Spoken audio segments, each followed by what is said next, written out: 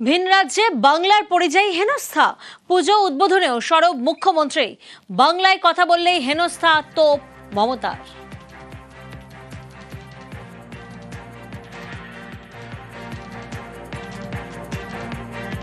পরিযায়ী শ্রমিক দেখলে বাংলায় কথা বললেই হলো, হোটেলে ঢুকতে দেবে না, কাজ করতে দেবে না, অত্যাচার করবে। কেন?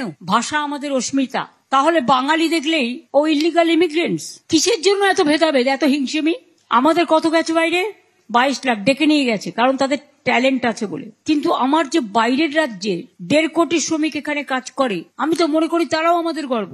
বাংলা না থাকলে দেশটাই থাকতো না। আর বিভাজন করার মানে দেশটাকে ভেঙে দেওয়া, আর ঐক্যবদ্ধ থাকা মানে দেশটাকে শক্তিশালী করা। আপনার তো প্রয়োজন নেই অন্য ধর্ম মানা, কিন্তু আপনি অসম্মান কেন করবেন? এসআইআর নিয়ে সরব মুখ্যমন্ত্রী। নির্বাচন কমিশনকে নিশানা মমতার।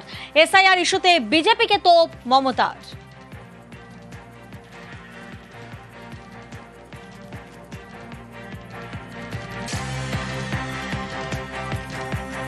শুধু ভোটে জেতার জন্য একটা নতুন অঙ্ক পুজোর মধ্যে টেবিল টপ করে বিজেপির এজেন্সিকে দিয়ে নাম তোলাচ্ছে। খেয়াল রাখবেন, অরিজিনাল ভোটারের নাম বাদ চলে যাবে।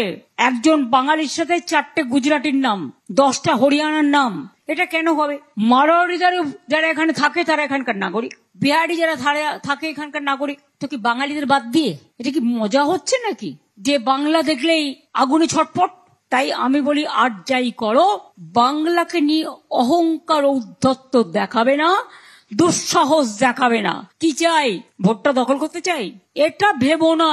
বাংলার মানুষকে বাদ দিয়ে তোমাদের কোটি কোটি টাকা আছে বলে প্রচারের মাধ্যমে আত্মনির্ভরশীলতা বাঁচাবে কোত্থেকে?